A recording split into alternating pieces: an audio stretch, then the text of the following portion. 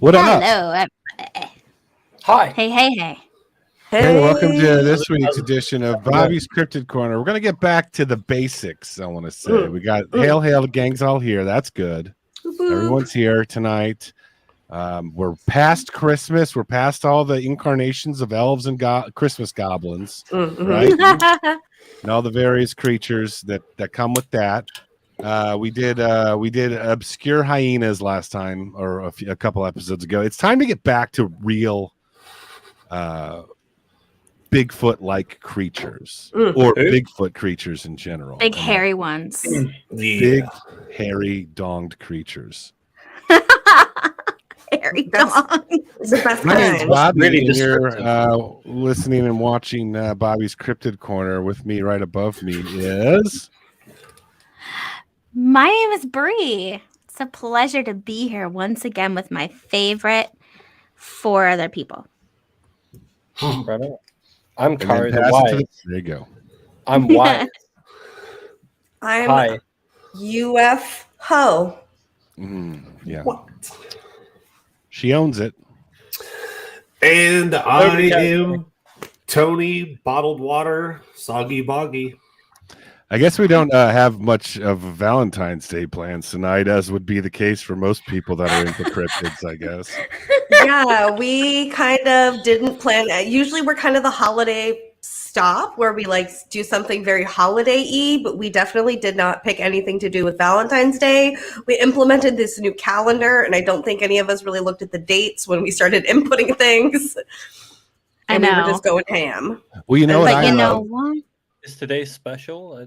What's today? Wait, does the Valentine's UK Day. not celebrate Preview. Valentine's Day? They don't celebrate anything, man, I tell you.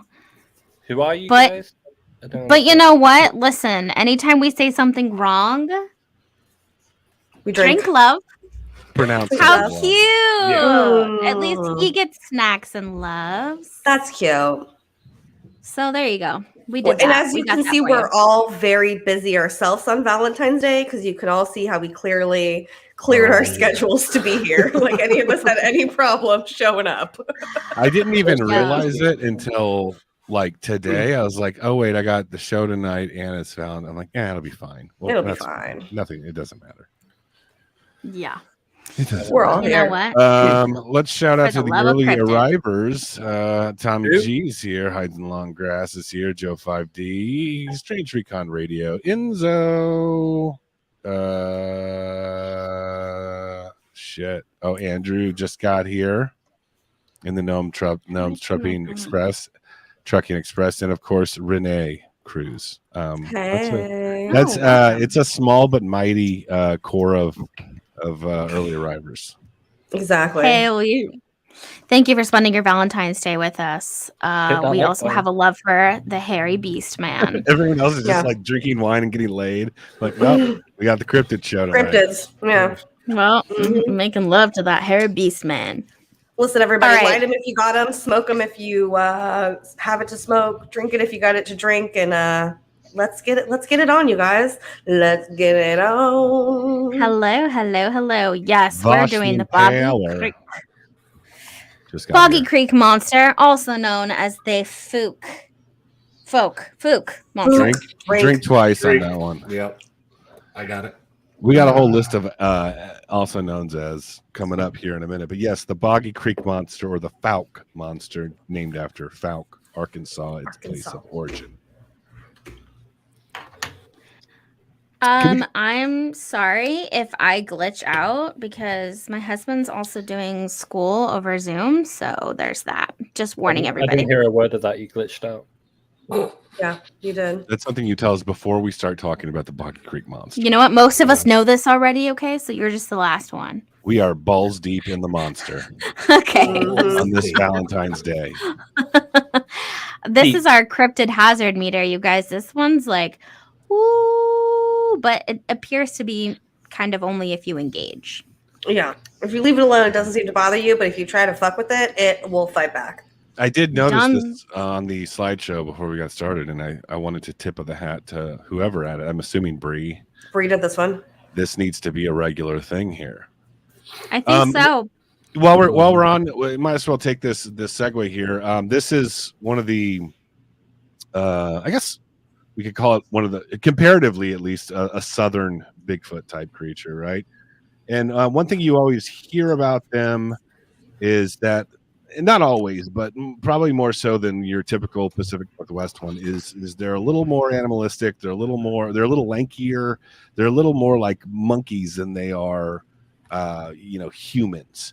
Not to say that people never report, it was human-like, obviously, because it's a bipedal creature.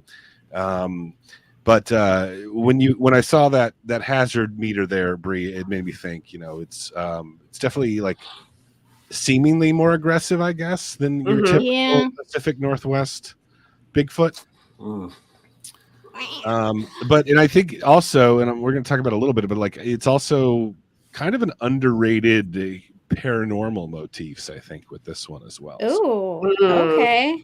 So we're looking at kind of a typical description of what would be a typical Bigfoot, 7 foot tall. I've seen accounts as tall as like 10 feet tall, which is pretty standard for any Bigfoot, 7 to 10 feet tall.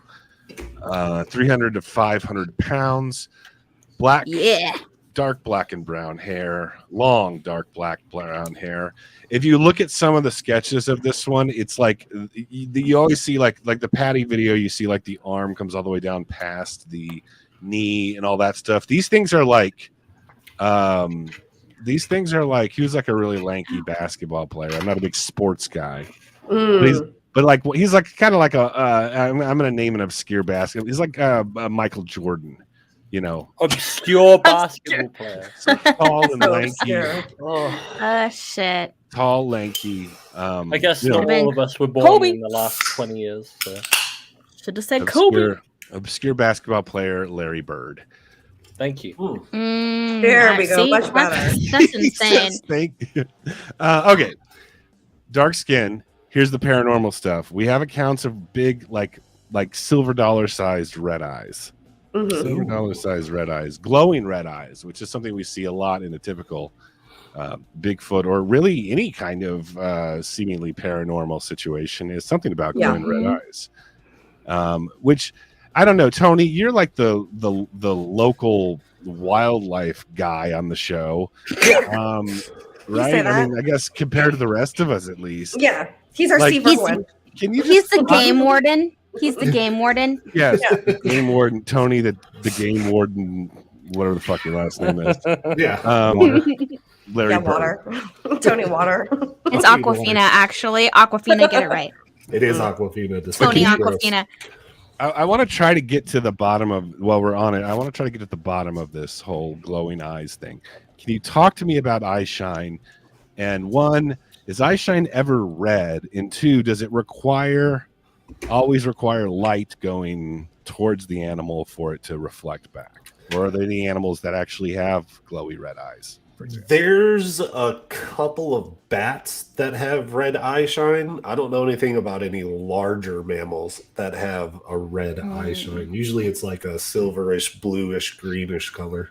But it doesn't actually protrude light out of its eyes. Because we see this kind of shit all the time with this. Wow. They're delicious. So delicious. I want a Loch Ness brisket. Can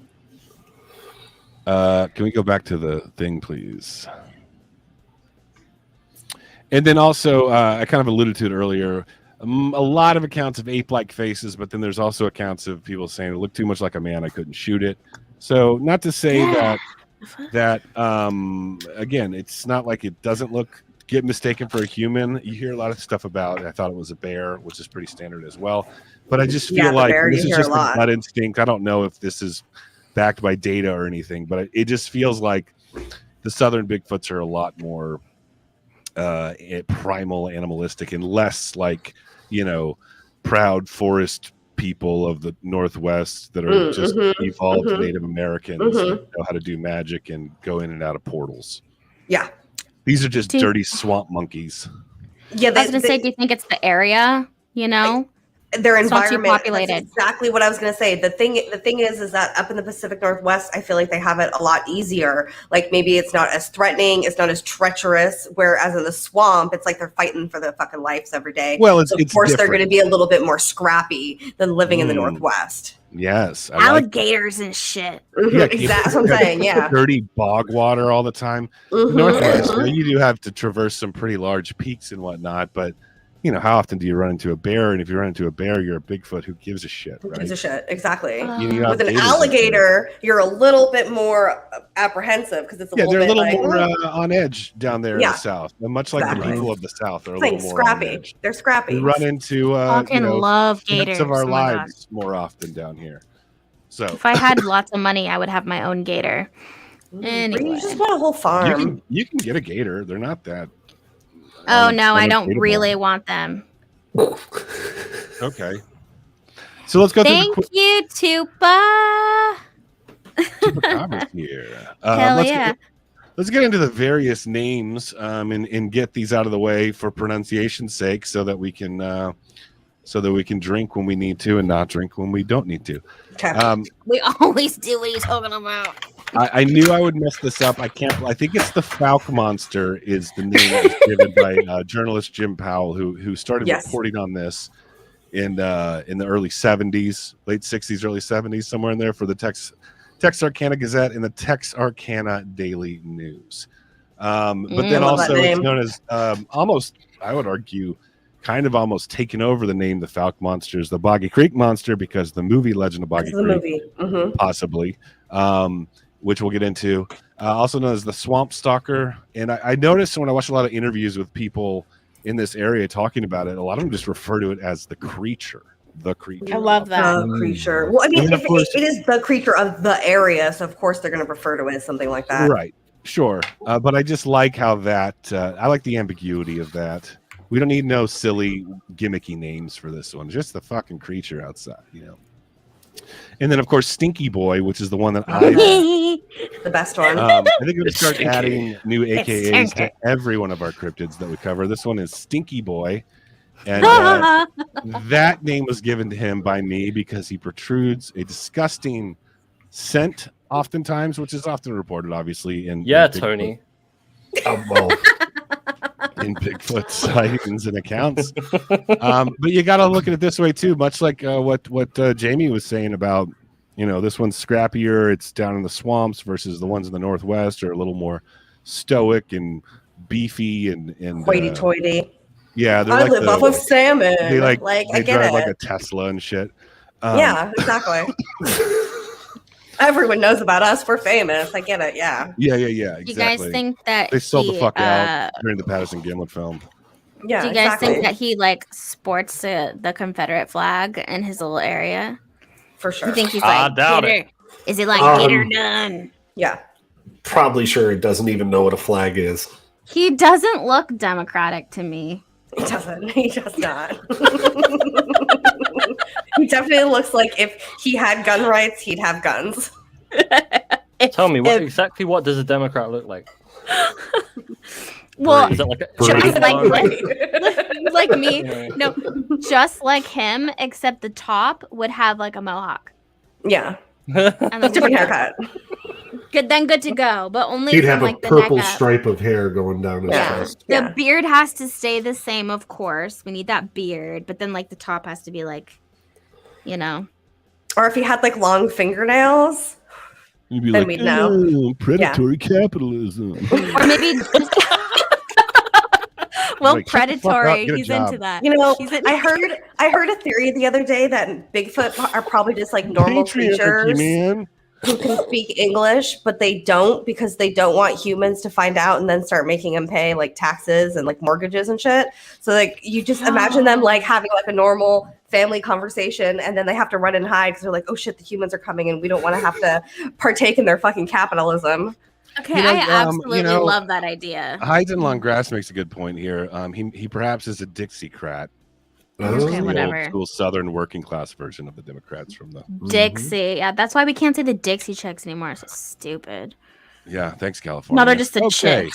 Stinky Boy it is. We're going to stick with Stinky Boy on this one. Anyways. Now you may be Visit asking Arkansas. yourself, I've never heard of any kind of Bigfoot creatures outside of the Pacific Arkansas Northwest, to and life. I'm here to tell you, as far as like a singular incident or a singular cluster of incidents go, I would argue that this particular area is like the second, because of the Falcon Monster and the Legend of Boggy Creek, is probably the second most notable, I guess. Obviously you have the swamp ape and the, what is it, the rookaroo or whatever in Louisiana. The Rougarou. The Rougarou, that just like spans, that's just like such a generic, ambiguous Small potatoes. thing throughout the you know, the term we lay across the entire southern Gulf region or whatever. This is like high concentration phenomenon in a very confined area. So can we go to that next slide, please? Just to put things into perspective. Granted, look at the Northwest. You got a shitload of red up there. Okay. Now, are those voters or instances? Those are Bigfoots. Okay. Those are Bigfoot sightings. This is a map of Bigfoot sightings. Bigfoot sightings. They probably voted if they live in California or Arizona, for that matter. I tried and yeah. it failed. That's okay. We can't all be winners. And then, Can't all be granted, winners. if you look at like the upper Appalachians, which one is it? I don't know. It's Appalachian. I've heard Right. both. I have you know, you have a high I've- concentration up there, and then of course Florida with the swamp ape. But if you look at Northeast Texas, Northeast Texas, Southwest Arkansas, where we're focused, Louisiana. that whole corridor of like where all the four states kind of By the Mississippi. they kind of tongue kiss each other right there, very gently. Yes, I Brie. have a question, and you know what? I feel like maybe Kari can weigh into this. Isn't it kind of interesting that it's like right in the center of the United States? I almost was gonna say Tornado Alley because that's kind of where it would roll, except it would have gone a little bit more into the east of the United States. But it's interesting to me that like right in the dead center. I think it's because it's flat. There's nothing there. It's not flat. Yeah.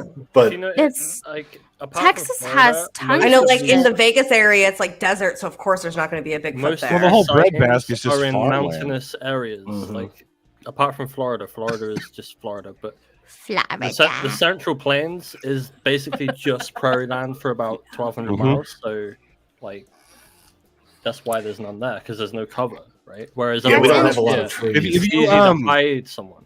there's a scene Paranormal in Highway there's a goes scene in this South way. Park where they're like driving out of state for some reason. They're going east from Colorado, and they cross the Colorado line into Nebraska, and it just like the mountains literally just cut off, and they're just like in flatland, which is pretty accurate. Unless you know, of course, the eastern. It's not exactly that, but yeah, Bree. There's not much going on in the middle of the country other than corn and. I would assume that's where you would want to be. And No, Tony again, the because Game it's, Warden I lives feel like there. because it's more That's flat, what- there's not a lot of mountains and like things like that. So it's not like a Bigfoot's more now. It's more of big open spaces and stuff like that. So of course, Bigfoot aren't going to be known to be seen there. Just like I how in the mean, Vegas area, the no. deserts that we have, that's why you don't see a lot of it inside of Texas either because they're more deserty. Yeah. But still, like Florida West is flat. Texas, There's yeah, not that's even like- one hill in Florida. Not one. Yeah, but there's swamps. Yeah, but they have there's swamp.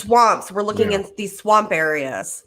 This is a These are big, fascinating open ecological fields, yeah. analysis of the swamp, whatever the fuck this. Wait, go back real quick.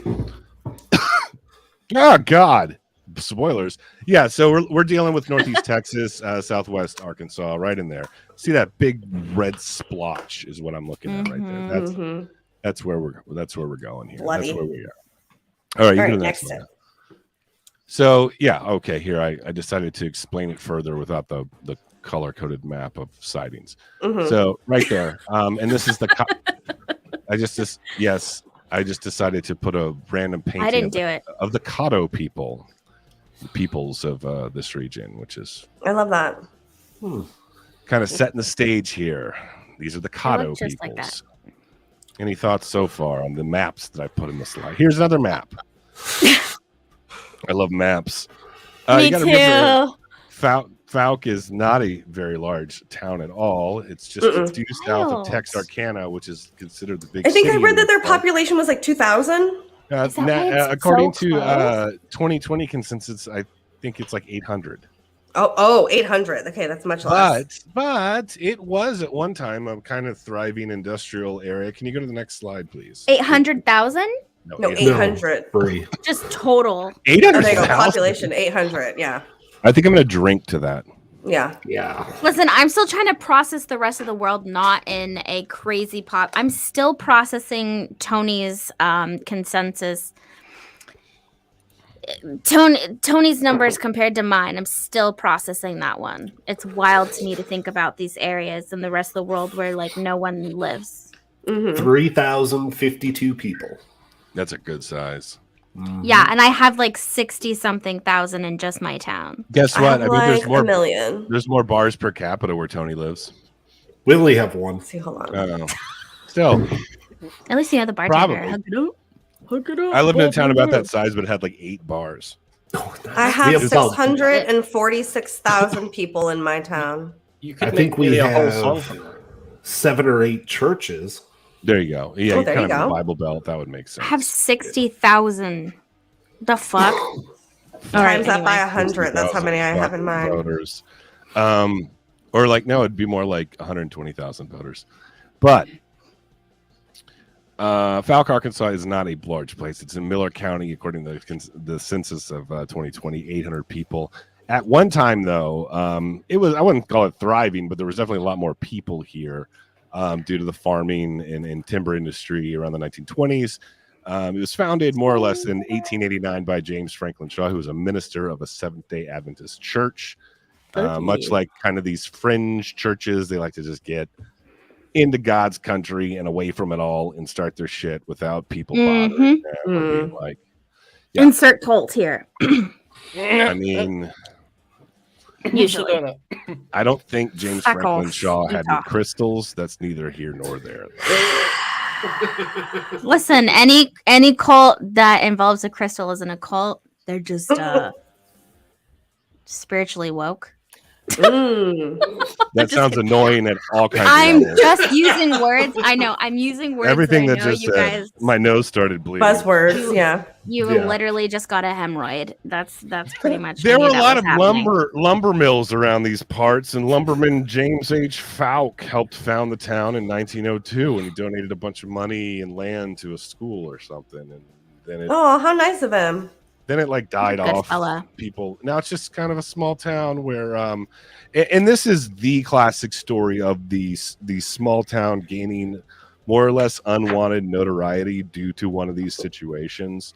And it's kind of split down the middle. People are like, well, we might as well take advantage and like do the whole tourism thing. And we're the Falk Monster. And the other people are like, we don't want anything to do with this shit. I think it's more or less been embraced now versus back when it first started happening, but it is what it is. For sure. They're like, who are these foreigners? Why are people like invading? Because obviously the more people that you get, your town's going to change. They're going to start building. Your property taxes are going up, all that shit. But at the same time, you need some sort of tourism. I mean, I would be upset if my town didn't, like if we had a monster that was frequently cited and we didn't have some sort of home-based store or something. I saw Gavin Newsom on the news the other day. Gavin Newsom is... Tony, where you at tonight? Come on. I'm here. I need you. Gavin Nuisance, am I right? Everybody loves Everybody loves funny. Gavin. All right. Now let's get into our first encounter. Oh man, this is where it pretty much all begins back in 1971. So, some folks that allegedly cited this monster, May 23rd, 1971. There were 3 people. There were DC Woods, Junior Wilma Woods, and Mrs. Sedgas. And they all reported seeing an ape-like creature that was crossing the Highway 71. So over the time, there were more sightings, more reports over the next following months of the local residents and the tourists. And then some people found some footprints. So the best footprints that they found was actually in a soybean field. Maybe he was like munching. but it happened to just belong to a local filing station owner, Scott Keith. So they were scrutinized by the game. Oh, look at game warden Tony. Tony, that's you. Carl Galeon, who was unable to confirm the authenticity of the footprints. But like Ford's footprints, they did indicate that the creature had 3 toes. And this is just like the honey scape or swamp creature. Same kind of setting too, also in a swampland, and the footprints were 3 toes. And that sets them apart from all of the other Sasquatch Bigfoot like monsters that we come across, where it's not just like this giant foot, that's just like a normal foot, but the 3 toes kind of shows that there could be some type of evolution process in order for them to adapt to the swamp, which is kind of crazy if you think about it. Yeah, and one of the other theories is that is a lower population. You're in the South. Add those 2 things together, much like Arkansas. You just don't have enough toes? You get incest. Incest is attributed to less digits many times in these situations. But not 3-toed prints. You know what I mean? Like, I don't know. So the gas station owner, Willie Smith, he made an unusual discovery in that soybean field, and that backed his property, that there were another set of these 3-toed animal footprints, and apparently in very alarming size, so way out of normal. I mean, imagine like a normal Bigfoot size, but then you got 3 toes. That's like pterodactyl or what? Horrifying. And it was leading to the garage. And they were very similar to the one on Ford's property.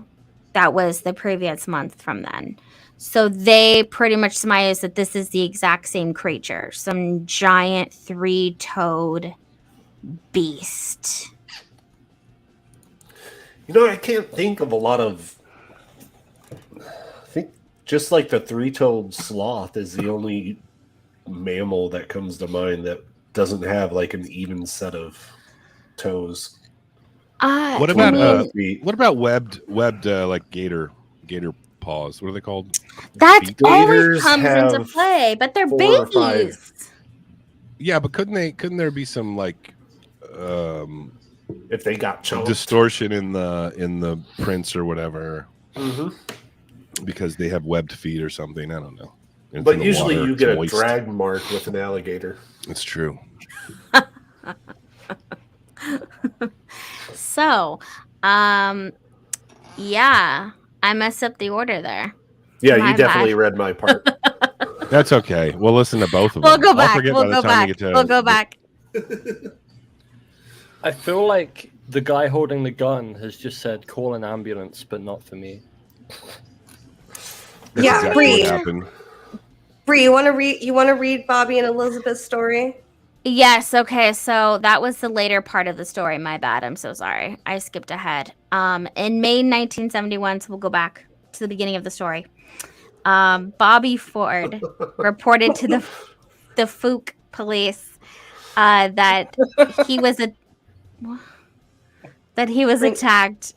What? It's Fouke. Fouke. Yeah. There's the Fouke police. The Fouke. It looks like normal English. Fouke. I'm gonna stick with Fouke, but I'll still drink with you guys. That's fine. Okay. Anyways, so Bobby Ford called the Fouke police that he was attacked at his house by this large hairy creature that apparently breathed really heavy, had red eyes, and moved very fast. Yes, but Ford said it was a man-like creature, which is interesting. I think Bobby kind of alluded to that in the beginning, that it's more of like a man that he saw.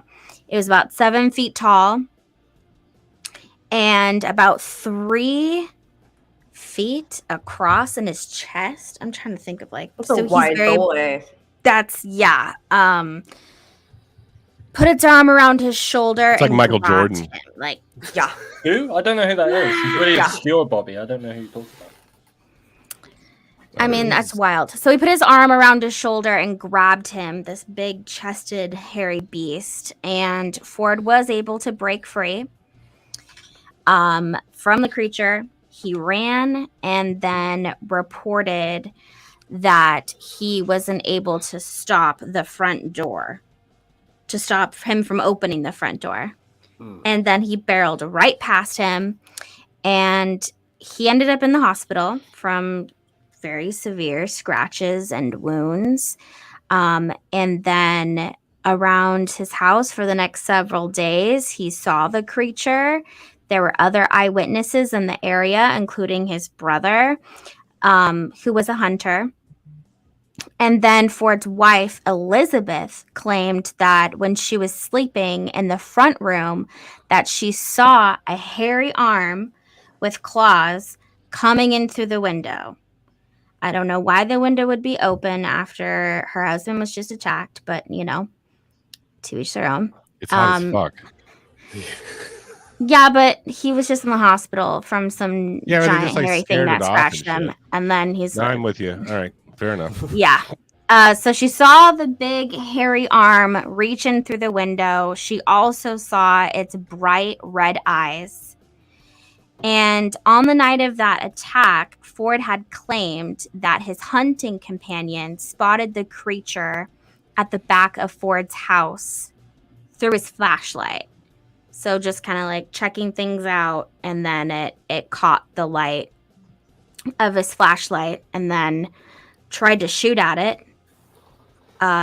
Obviously didn't work. And then they basically ran back to the house, heard everyone scream. All of this is in the movie too. I think they reenacted like step by step this whole entire scene.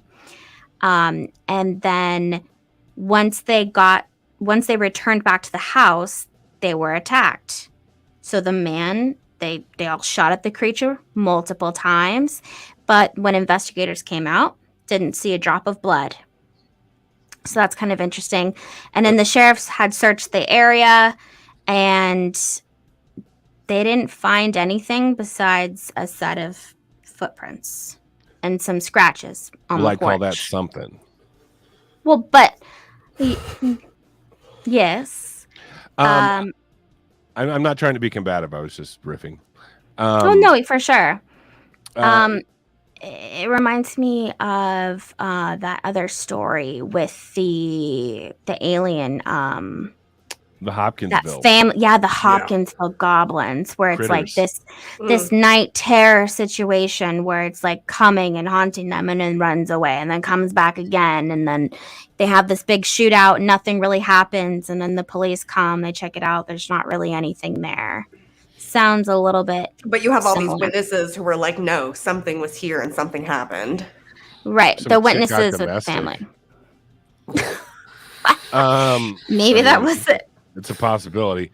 I just want to point out this is the incident that really kind of kicked off, I guess, the notoriety of this whole situation, of this whole legend. But there are accounts that go back to the early 1900s easily. With anything, there's kind of like different terminologies and things and the way people describe things. But this area definitely has a history of multiple. I mean, even still today, and I'm sure we're going to get into it. But like, there's a very regular amount of encounters in this area. However, this whole situation mixed with the newspaper articles about this, and then of course the movie, that's what kind of like solidified it into the zeitgeist. And it's one of those things where it's like, okay, now that this is being acknowledged by more or less on some level, like a relatively substantial amount of the population, more people may come forward and start, telling their story. And I think a lot of the earlier stuff was recalled because of that. But a few years before this, there was even an incident where someone saw what they refer to as the barefooted man. And like I think he, if I recall correctly, he like killed a dog or something. And the whole that's the other thing. I feel like a lot of southern Sasquatches are into dog killing. But Oh shit! But they got a whole like posse from the high school together. This was before TikTok, and they went off into the woods and they tried to like find this creature. And much like the Bobby and Elizabeth Ford situation, they couldn't find nothing. They didn't find no barefooted man out there. I saw that, and they were like, "Damn, they killed all the dogs." I mean, I would be fucking pissed. I would gather the whole goddamn neighborhood. Mm-hmm. Kill my dog. So since I read out of order, maybe I'll just read it again, or if Tony wants to read the second part. No, we'll let Tony take this one. Tony's got more details and takes. I even stopped before I talked about the evidence. No one said anything, so that's really great of you guys. I love that. You just wanted to see. If we keep talking about it, people are definitely not going to notice when it comes back to Tony's. All right, go to the next slide, Bree. Tony, you can take it from here. Ooh, wait, no. The next slide is that's I guess right. Nothing. We'll just hide it. What? Go ahead, Tony. What am I reading? The part Bree already read? Yeah. That was my part? Yeah. Yeah. Okay. No one wanted to stop me. Right. They just wanted me to read it. So. Because everyone was confused. I love Tony's headline there. It looks great. I can't read it. Who did that? Not me. Totally not me. He's the gay warden. Yeah. So, in case you just got here, we are talking about the soggy, boggy creature here, Bigfoot guy. And something happened on May 23rd, 1971. The creature was allegedly sighted for another time after the initial sightings when 3 people, D.C. Woods Jr., wow, somebody named 2 people D.C. Woods, Wilma Woods, and Miss R.H. Sedgas. All great Southern names. Love that. Wonderful names.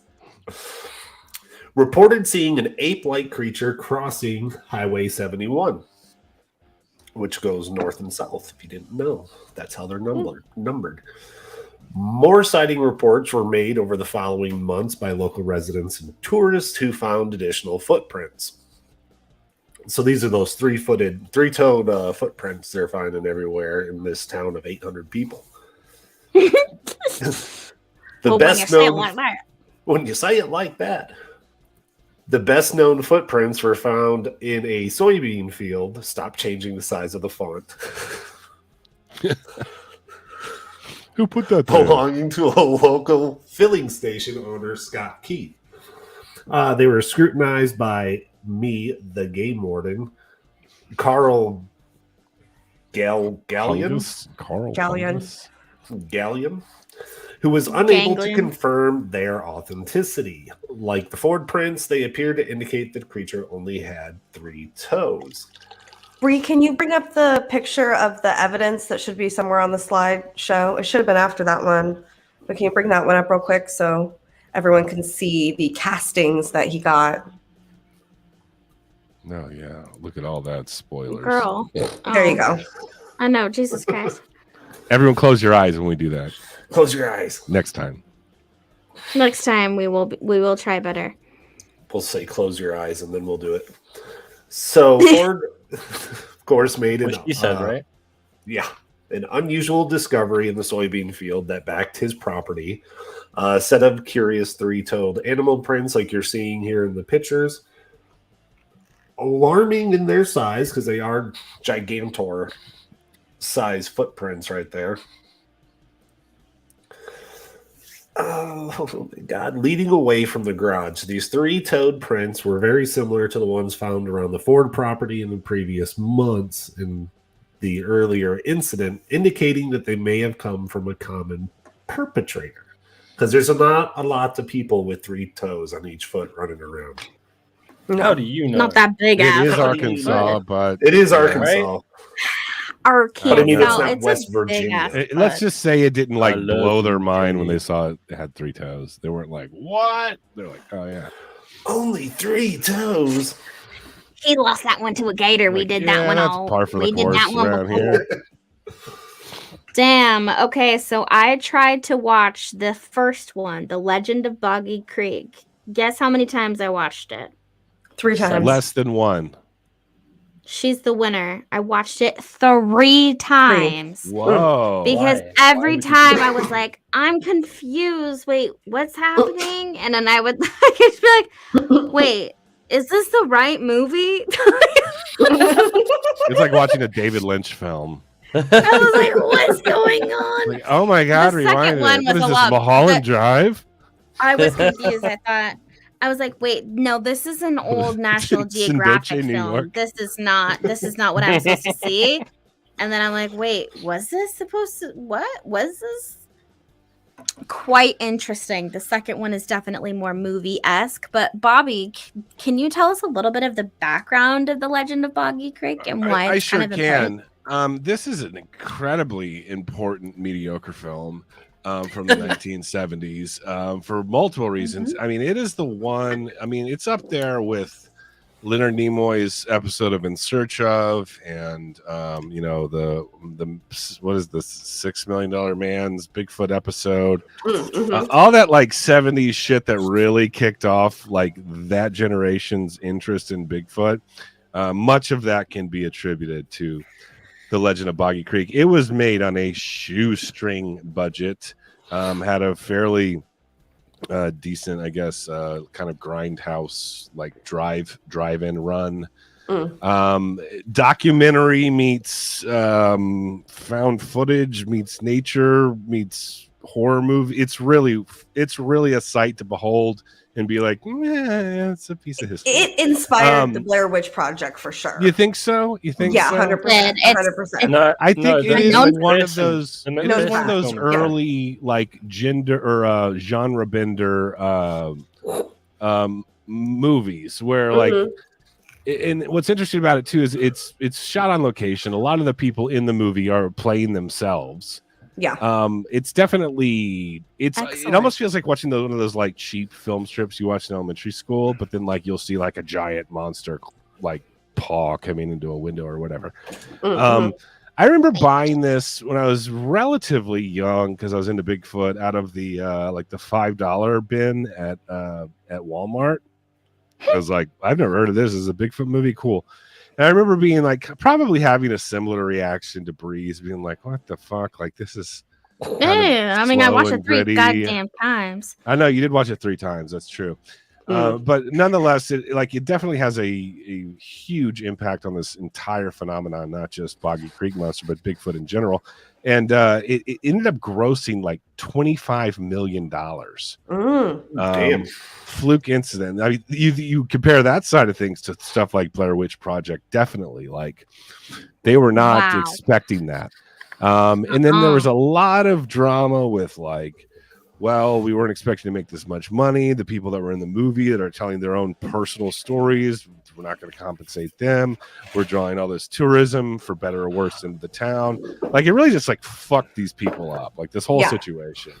They fucking hated it, but I love it. I love the idea that the original person actually wanted to do more of just a doc, and it turned into something else. I think that's exciting. Charles B. Pierce directed it, and he's probably best known other than this for he directed the sequel as well, but he also directed The Town That Dreaded Sundown, which is one of the early like American slashers. It's not really a slasher, it's kind of a precursor to a slasher that's based sort of on a true story set in the same area, if I'm not mistaken. I haven't seen it in a while. But yeah, this is the one that got everything notoriety for both the Southern Sasquatch and the Sasquatch in general. And then you have our gentleman. Are we on the Smokey Robinson, the Miracles, or Smokey Crabtree? Smokey the Bear? Can we go to that Smokey Bandit? Hey, I will say, my bad. Well, then I'm gonna have to. Okay, well, here we go. Legend. We'll go back. So we got Smokey Crabtree, who he's kind of the local lore guy on this stuff. I'm not sure if he's still alive. I didn't get that far, but he never actually saw the creature, but he was there for the whole situation with the filming of it. And his son Travis, actually, who's that scene is in the movie, his son Travis was out hunting one day or something, or he had a gun in the woods That doesn't necessarily mean they're hunting. But he ran into it and ended up firing off a couple shots. I think, if I'm not mistaken, this was the account where he's hunting squirrels, actually. And I don't know if it's probably a 22. I don't know if that's going to go very far on a fucking Boggy Creek monster. But, sometimes you don't really have a choice but to give it a go, see what happens. Maybe you get him in the eye or something. But Smokey Crabtree was kind of bitter about the whole situation, even though he more or less dedicated his whole life to kind of retelling this whole situation and its impact on the town and the movie and all that stuff. You can see a quote here. The movie was a gross exaggeration of what has actually happened here in Falk, and I, for one, like to see the history kept straight. Quote from Smokey Crabtree. Now, Smokey Crabtree, he is the human being that's probably most affiliated with the Boggy Creek monster, as far as a historian or documentarian or whatever you want to call him, the face of this, the human face of this. He died never actually seeing this creature. So, this creature. That's why fun. He's so old man bitter about it. He's like, it didn't happen like that. I'll tell you that. I wasted my life. No, mad respect to Smokey Crabtree. I will say, okay, so the second one I thought was a lot better. Really? Yeah, I actually did. And I only watched that one twice. You're like a mega fan of these movies. I'm just a watcher. Oh, when I watched another one too, I'll tell you about. There's another 6 or 7 of them, actually. Yeah, I watched a lot of them, and they were more slasher-esque, really heightened on there's a weird, creepy gorilla beast man here to tear us to shreds kind of thing. Hell yeah. What I liked about the second movie was that it introduced the idea of there being a juvenile, which I did hear a story I'm sure you saw on that doc we talked about, Bobby, private chat-wise, about someone that had witnessed one, but she clearly thought that it was a juvenile. She's like, I don't know what the fuck I was seeing, but I'm pretty positive that this was a juvenile. And I thought it was interesting that they showed this in the movie. And that at the end, it was kind of peaceful. The ending story here was leave them alone. They're out there doing their thing. Don't go searching for them. Don't go trying to harass them. Don't go shooting at them. Just leave them be and they'll leave you be. And I really liked that ending note for the overall movie. But they definitely capture, I think, what we hear in most cases when people see these types of creatures, especially hunters, or if you're just out in the woods in the middle of nowhere for God knows what reason you're doing out there. And you just see this blackened mass out in the woods where you can't really tell any particular details, but it's very tall, humanoid, overly hairy. These are the descriptions that we see, and it sounds really vague, but then when I'm looking at this scene in particular, I feel really grabs that moment of this is exactly what people are saying, because it's so far and it's I'm blending, bitch. Right, you got to keep in mind too. This is kind of a theme that always came up when I was researching this. Is just kind of in general with rural, more or less rural Southern people. They're not fucking interested in you coming to their town and looking for their true. Creature. No, absolutely so what not. that does is almost lends credibility to the people that are claiming that they've seen these things, because they're kind of backwoods, private, honest people. And that also lends credibility in the sense that if they're private people that don't want any attention, there's probably a lot of stories that never got out that people kept to themselves their whole lives as well. Oh, absolutely. Absolutely. So extrapolate the sightings that we do have out, probably times 10, and you got yourself a Boggy Creek monster in the backyard. God. And it's really hard because we do come across these videos where I feel can be very convincing, and we would be lucky to see this much detail in it. Just this shot. For sure. That's from the movie, though, right? Yeah, I know. From the movie. Yeah.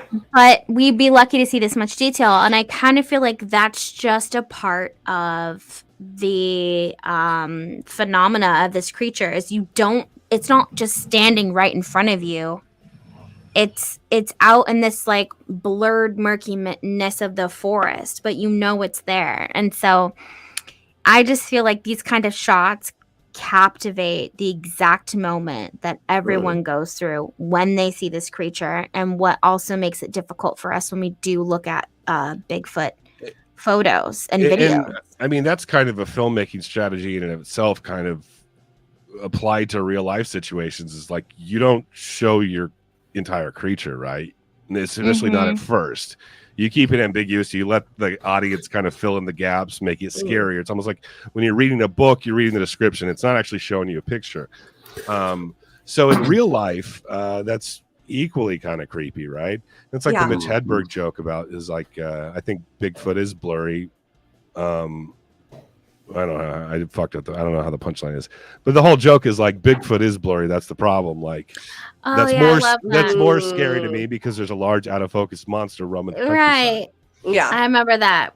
I think we played that on Butt Stuff once. I think so. Yeah, when it was Butt Stuff. When it was, yeah, because it was hilarious and it's so true. But at the same time, I think it captures the true essence of the creature. It's always in that blurry, I'm just like murkiness in the forest. The skeptic in me would say, well, that's just classic pareidolia right there.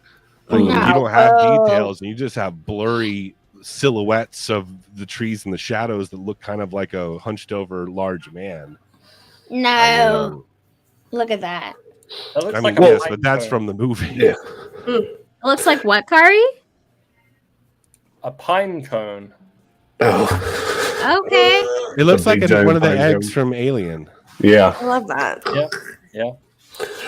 I can't imagine how terrifying it would be. I've never run into like a bear or anything that big out in the woods while I've been out there, but can you imagine running into something as big or bigger than you that you really can't identify? I got chased by a moose once and it's not fun. That would be scary. Yeah. That would be fun. I could handle that picture. This moment, no. Because like, look at them legs. That's a those are legs. Those are big boy. Yeah, those are like, I could barely hit you with my toe and that ankle's gonna break. Yeah, the calves on that you gotta wonder, ridiculous. In that situation, if you do have a gun, like, what do I do? Like, do I shoot this thing? Is it gonna charge at me? Will it charge at me if I shoot it? Well, that's funny you say that because, like, in the other instances that of sightings that we went over or that we listened to, another thing that Bobby said was, they're like, I didn't know if this was a man. That was a big thing I kept coming across was like, it's like a man. So I didn't shoot it, especially in this day and age where we're dealing with hoaxers, right? Or at least that's our number one thing is like, it could be a hoaxer. What if you do shoot at the creature? That's ultimately the problem. You're shooting someone in that costume. Such a large streamline of communication to show these kind of videos to anyone, and everyone has a camera in their pocket. But with that comes, well, I want to go viral, and I want my shit to get spread out there for whatever reason. So I'm gonna hoax some shit as well. Now, someone needs to put that into like a law of something because I don't think there's enough protection on the person that could be shooting side. No matter what, if you shoot that person and they die, you're going to go to jail for manslaughter, involuntary manslaughter for sure. Oh, you could get off on that one. You can get off on it, but you would just not in California, right? But I think you would just treat it like any other wild animal situation. And game warden, correct me if I'm wrong. You basically back away slowly and you use your weapon in the most desperate of situations at close range. Yeah. I mean, the only animal that if you were like 15 or 20 feet away from that can close that gap before you can bring a rifle up is a grizzly bear because they can run like 40 miles an hour through dense woods. Like 0 to 40 in like a second? What? Yeah, they just burst into straight full-on speed. And there's like 1,200 pounds of rage coming at you. You know what? Wicked. Reminds me of my childhood. Fucking wild. I want to quickly go over some of recent sightings. I think something that's mentioned over and over again is about how, this big sighting happened in the 70s, and then there was a giant hype when the movies were happening, and then it's died off. Which is not the case. Yes, I have a slide for that. This is not the case. So first, we have, in the more recent, we have the Folk Monster Mart, which is a family-run store located on Highway 71 that is just 15 miles southeast of Texarkana. They offer a variety of products, including made-to-order pizza, but you can go to the next page, made-to-order pizza, snacks, drinks, coffee, fuel, and more. And they're dedicated to preserving the history of the monster. They feature a display of historic monster items along with an assortment of monster and Boggy Creek t-shirts, gifts, and books. This one right here is a small fake baby monster of Boggy Creek. And then they also sell these beautiful cast prints that they of prints they've found around the area. That they Which doesn't make any in the store. Look at this. These are 5 whole toes. Mm-hmm. So as far as these like kitschy small towns that embrace the local legend into what we know it as today, I mean, I think the top 3 would be Willow Creek, California, fucking West Virginia, Pleasant Point, West Virginia, with the Mothman. Point Pleasant, yeah. And then I think that this would be a close third. I can't think of anything else, but besides those 3 that immediately come to mind is Falk is the other, big one. All right, Bree, weird to me. That's a fat ass foot. Give me the next slide. So here, I'm going to give you guys some, I'm going to give you a rundown of some recent sightings. So I'm going to start at the latest and come to the soonest. So in 2017, we have a truck driver that, go back, Bree. We have a truck driver that was traveling south of Fork at approximately noon when he observed what appeared to be a large hair-covered animal in a clear-cut pipeline. The figure was moving upright on 2 legs in a clear cut between a fence and a deer stand. The next one we have is in 2018. 2 female witnesses while driving north on a rural highway 71 in the early evening when they saw a large upright figure run across the road in approximately 4 strides. As they passed in their car, they could not see it running down the middle of the road, which runs perpendicular to the highway. They quickly turned around, but by the time they got back to the side of the road, the figure was already out of sight. Whatever it was moving quickly and with great agility. Then we have 2019, a couple driving south of Smackover, 65 miles from Folk, saw a tall, upright animal dart into the woods around 11 p.m. The couple described it as being very large, at least 6 to 7 feet tall, and definitely not human. Its eyes reflected in the headlights before it ran off with a swiftness that was way too quick for a human. Also in 2019, we have a man that was driving on a country road south of Folk after dark when he noticed a red eye shine in the woods. As he approached, he could make out that the form was a large humanoid figure standing flush with a line of trees. Also in 2019, which seems to be a little bit of a hot spot of a time, a researcher sees a silhouette of a large figure walking between 2 trees by the light of moon. A short time later, he observed what was presumably the same figure while using night vision binoculars. Also in 2019, a hunter was scanning the area of the woods with his binoculars when he caught a sight of a dark figure at the end of a game trail about 150 yards away. It appeared to be at least 6 feet tall, covered in a long, matted black hair. He described it as being muscular but not thick in the torso. Also in 2019, the last one in 2019, a young witness claims to have seen a monkey man in the woods while sitting in her father's truck along one of the rural roads at night. The location is near the Sulphur River, where many sightings of the alleged folk monster have been reported over the years. And the latest one is in 2021, where a witness reported seeing a hairy ape-like creature run across a country road, driving during daylight hours. He described it as looking like an orangutan with reddish hair. And all of these are from this website right here, the Boggy Creek Monster site, where they catalog all of it. That is crazy. A lot of 2019, and then it's like, oh shit, COVID's here, hide. Yeah, right. It's like, I'm not coming out. Okay, so they say that this monster smells like shit, right? Could it have anything to do with the fact that it is a sulfur river? Yes. Like, Very much so. That's a good thought. I mean, just the swamp in general kind of smells like shit. Yeah. I mean, Like, add sulfur or sulfur. not, it's just earthy and pungent. And then you throw like a dirty wild animal on top of that. Like, I don't know if I'm bought into the whole like, oh, it's a defense mechanism thing. I think that just wild animals stink to high heaven. Doesn't matter. Wait. really. Wait, people say that? How have I never heard this before? So people say that the smell. It's one theory, like a skunk almost. The skunk ape. They protrude a disgusting smell to fend off like people dicking around their territory. That's interesting. I never thought about that. Well, it's like scent marking, right? Mm-hmm. Don't come any closer. I smell like shit. So I will say, I tried That's how I really got through hard. middle school. I tried really hard to find some videos of this of the beast, but I could not because everything was pretty much just from the documentary and was recreations. Nobody's really filmed it, but I did find this fantastic commercial that Arkansas made featuring the Boggy Creek monster. So we are going to play that for you. This is a commercial. Okay. Fair use, fair use. Fair use on this one. Are we muting? No. Oh my God. The production team tonight. Come out. Wow. You had one job. We're going back to okay. Remember when we talked on that slide? So don't worry about it. Active silence. It's when it gets too low to the fucking thing.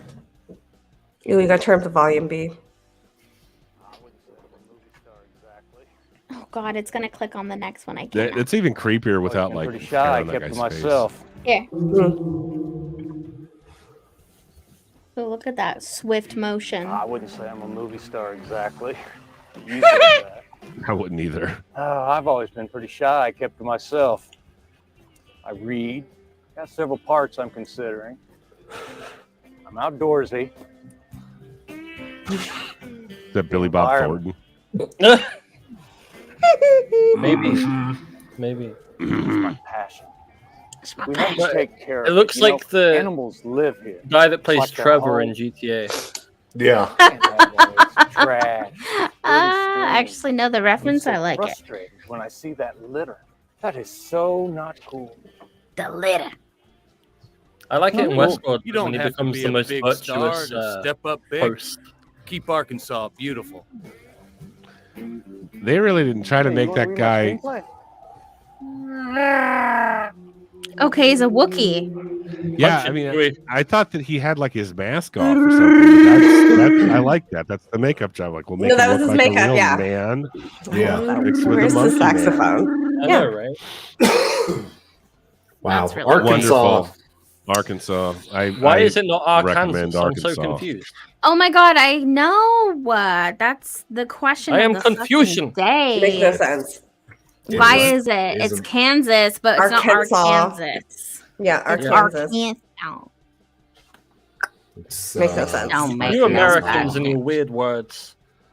No. No. Yes. Yeah, our Just weird like words come you. from y'all's weird ass fucking words. Worcestershire. Leave me Worcestershire out of this. Worcestershire is so hard to spell. Worcestershire.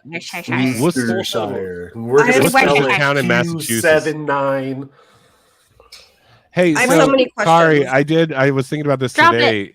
I did ask my friends from the UK like what I should look for in a Worcestershire sauce, and they're just like, I don't know, just fucking buy like they're all the same, like doesn't matter. Yeah, they are. Just It's just like, Isn't it also why are like you liquid asking me this? smoke? I'm like, I thought you would know. Okay. Liquid I can smoke recommend too, Liam right? Perrins. It's probably the best one. Okay, No. so there is a good one. Yeah, there is. Mm. If you have that on like cheese on toast, it's incredible.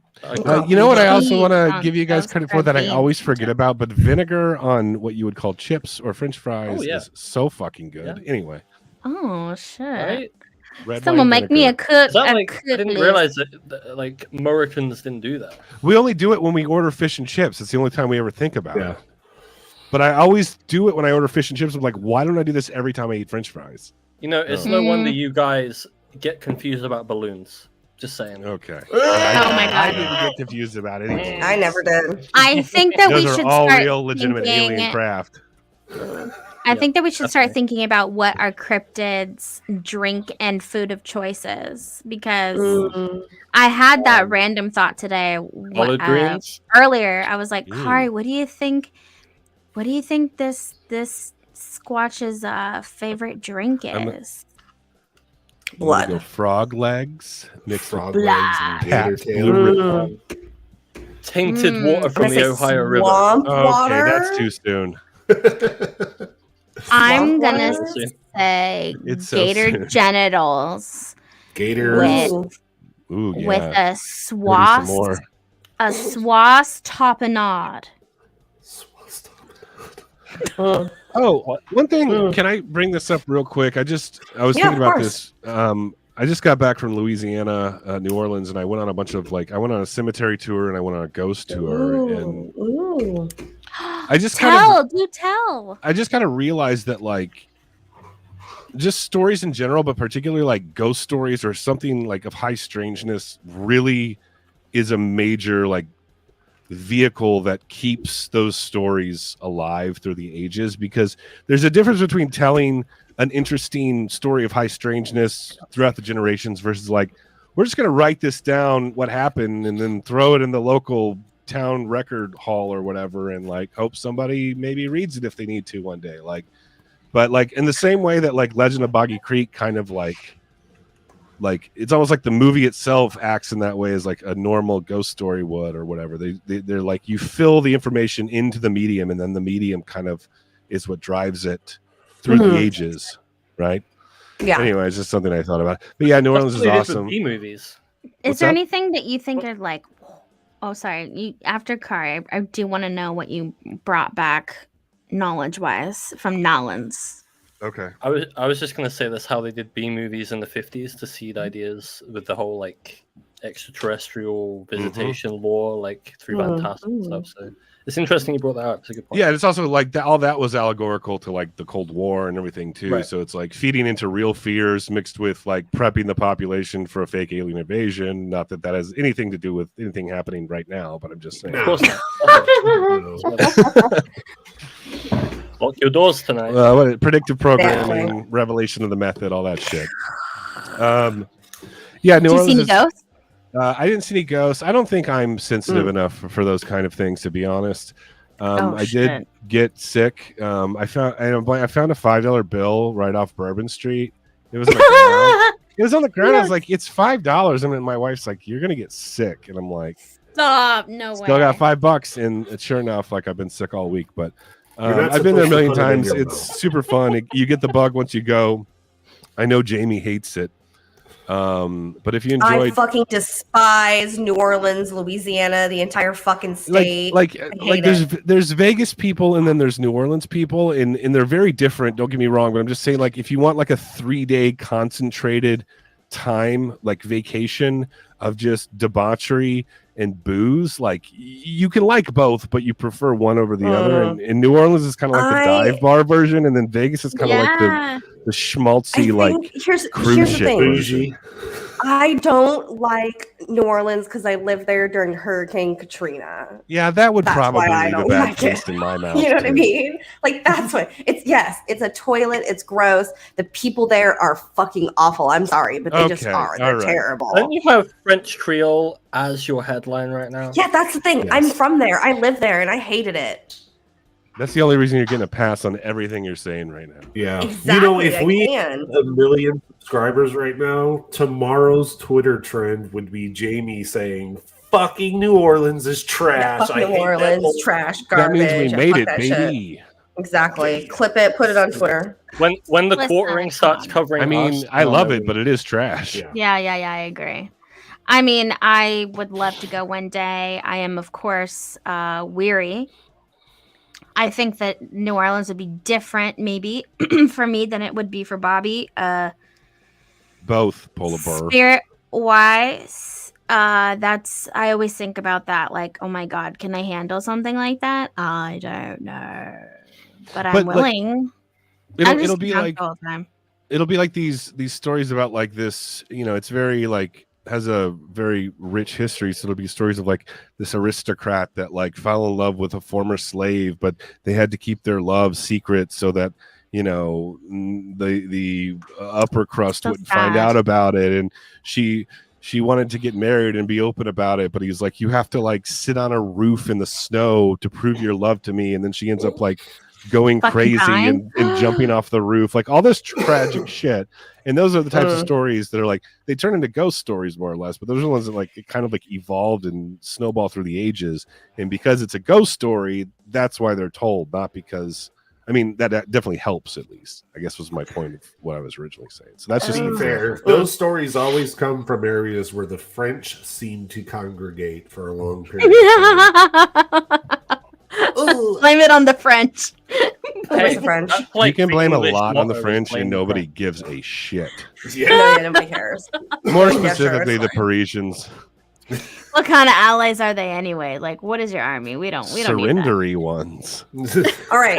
I would love to hear everybody's vote for Factor Sci-Fi. I really want to go first. I'm going to give this one a 7 on the cryptid scale. Ooh. I like it. I think that it's real, but I also want to leave a little bit of room because I feel like there might be a little bit of misidentification of something that's out there, but I don't know what. But I do think that Bigfoot just live in different areas, and this is just another breed of Bigfoot.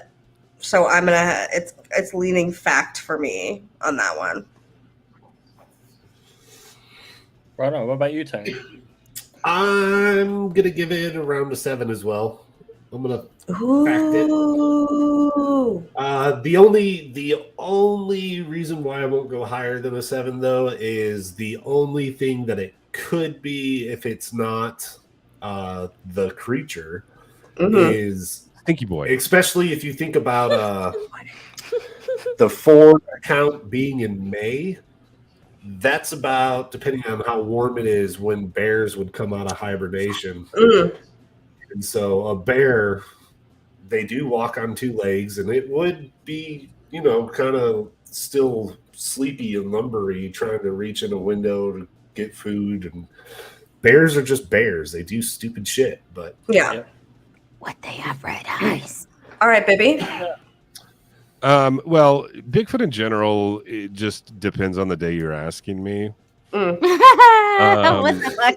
You are Bigfoot Bobby. What are you talking about? No, Yeah. I know. I'm generally, I describe myself as a Bigfoot agnostic, but at this point, today specifically, I consider myself a believer with all the crazy shit that's gone on in the world in the last couple years. And it's like, why the fuck not? Well, Let's last couple party. days. Jesus. It's more fun to be a 2 believer. weeks. So that said, yeah, I'm gonna hard fact. This is a 10 for me. Love this. Love this. Okay, Car. I'm gonna give it like a 4. Oh, boo. I know. that's pretty solid for Kari. I mean, that's a lot of belief. that's- right there. Everyone generous. needs a KARI. Every group needs a KARI. He is UK Renan. Mm-hmm. I'll give it a 4 because it's like there's definitely like a lore and mythology there, but I don't think it's what people think it is, and it's been blown out of proportion by media. So, yeah, no. Okay. 4. Bree? You haven't seen Bigfoot.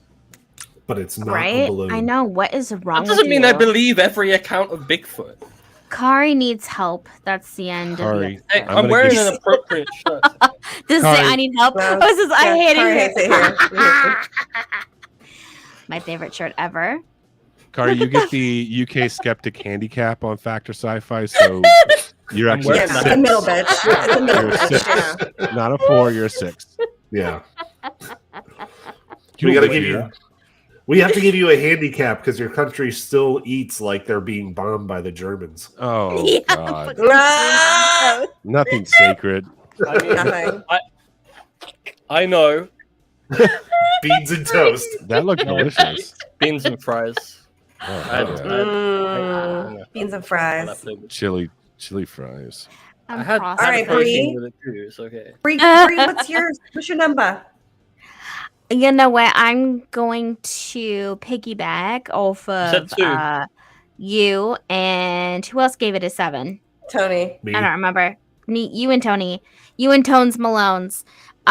Because I do think that there was something there for show. I don't think it's been overly populated by media, as my colleague KARI thinks. And I think that it doesn't really matter when you get into the names, because regardless, they're still talking about a Bigfoot-like creature. It's just with all of these Bigfoot creatures, they name it specifically to the area. So, fuck yeah. So a 10. All right. Okay, then a 10. Fuck it. Yes. Give it a 10. Fuck it. Okay. Add some sprinkles on that You get the bitch. Brie Add some handicap. sprinkles. Yeah, you Yes, get that's we can have. Give it a 10. Give it a 10. I love that. I think that when we stick to our roots of Bigfoot, we tend to believe a lot more than anything. I think we proved that in this episode, and I want to thank you guys for hanging out tonight. I love you all. What was the raccoon one we did one time? Raccoon? It's Oh like, my yeah, God, in fact, it's a coon. raccoon. A ghost coon, and I ghost didn't coon. realize. The I didn't ghost realize coon. that was a racist That was- terminology. I felt bad. I was like, "Oh shit, Yeah. my bad." That was the name of the episode. I didn't choose it. Okay. Listen, we are not the most PC people here. We try, But I'm full of we- love. So full of. I am a loving goat. For sure. If I make fun of your culture, it means I love you. No, for Exactly. sure. I think what we've learned in this group is that there's when all of Ethnocentrism it. is make my fun love language. of anything, it means that we love it. Yeah. Mhm. Oh, geez. That's why I always say there's some truth in all of it. So like, let's just like relax and have fun and laugh at each other. Exactly. Yeah, if we don't talk about you, we hate you. All right. Yeah, Any final thoughts? Eskimos. Bree, we'll start with you. Okay. Oh yeah, we'll go around the circle. Any final thoughts? Bree, we'll start with you. This was a fun one. I think has been on the list. For some reason, I thought we had already done it before. Maybe we had touched on it, but it was fun. It was fun for me to watch all the movies. I suggest that everyone go watch it just because it feels like it's a part of history that I missed out on. So like, find it on YouTube and watch it or whatever, so you could also be like a part of the history. And it's kind of cool to know that someone didn't try to make some type of horror movie. They wanted to make a doc about it, and all those people weren't even actors. They were the actual experiencers, and that's why the acting seems so bad. Right. That's cool. I love like dramatizations on those kind of shows, like A Haunting. It's Have you watched hilarious. A Haunting? Oh yeah. It's like the Oh, actor. I love The it. actor kind of sort of looks like the person that they're interviewing. But, It's yeah. amazing. I just want to say real quick, if you want to see like the quintessential breakdown of the Boggy Creek Monster, watch the Boggy Creek Monster, the Seth Breedlove Small Town Monsters and Small Town Monsters one, yeah. I Lyle watched that. Blackburn one that came out a few years ago. That is like the most recent, like all-encompassing. It's like an hour and 10 minutes. It's definitely not a waste of time. No, it's And good. a lot of what we talked about today was drawn directly from the research of those fine folks at Small Town Monsters. Right. Well, for me at least. Just saying. KARI, It's all any been final done. thoughts from you? I was just thinking how we remarked that I was being generous by giving it a 4, and I remembered Sick. when I gave my own Bigfoot fucking sighting story, I gave it a 7. So I know, like, it's really what- lame of I know. I you. was just thinking like, what is were you really life? surprised? What that tells me is that you don't trust people from the South, Or Which is okay. Which is Which is- proper. offensive. Which I is mean, that's proper. Yeah. Proper. It's I'm here to proper to fucking me. offend everybody. I don't Yeah. fuck with the Yeah. South. I'm sorry. I don't. I'm sorry. You I'm fuck with sorry. the I'm war? sorry. Hate me. Bibby, any final thoughts? Do you fuck with the war? Yeah. Turn off the fucking news. Watch Toddy Waba. and- Oh yeah. Oh If yeah. you Can we are- just give a quick note too? Yeah, like everyone stay safe. yeah, don't drink the water. Tony, any final the thoughts? Ohio Basin. Yeah. This was a fun one. It was good to have everybody back and talking. And hey, Thursday we have Uninformed again. It's an uninformed week this week, and I'm sure there's so much going on. I'm sure there's going to be a great one. We need And, to- Bobby, I everybody- invite you to that. I'm all everybody- set. Thank you. Oh, Bobby, Everybody you would have a enjoy great the time. apocalypse. Enjoy. It was actually kind of Bobby that led to the idea because Bobby He brought did. up climate change. It is, yeah. Oh, Brought that the fucking shit show horseshit. and left, All and right. we were like, wait a minute, Yeah. maybe we should Yeah. do We're like, something we should Yeah. do this. We That's should do true. that. I like to throw You're like bombs and then just father. get the fuck And then out. dip out, That's yeah. what you did, but you should join us sometime. It's fun. We just going for Just it. yell at each other. I have No, I'm two good. things to say. Maybe one day. Oh, So Kari. everyone watching, the most important thing you can do to help us out is leave a comment. And two, Yeah. we're all going to be at Contact in the Desert, so come and Yeah, harass Contact in the us. Desert. Yeah. Make sure you're there. I just want to say that soon nothing is going to matter, and we're not going to have to pay our mortgages because the world's going to end in World War We're all III. gonna be So, yeah. Rack up those credit.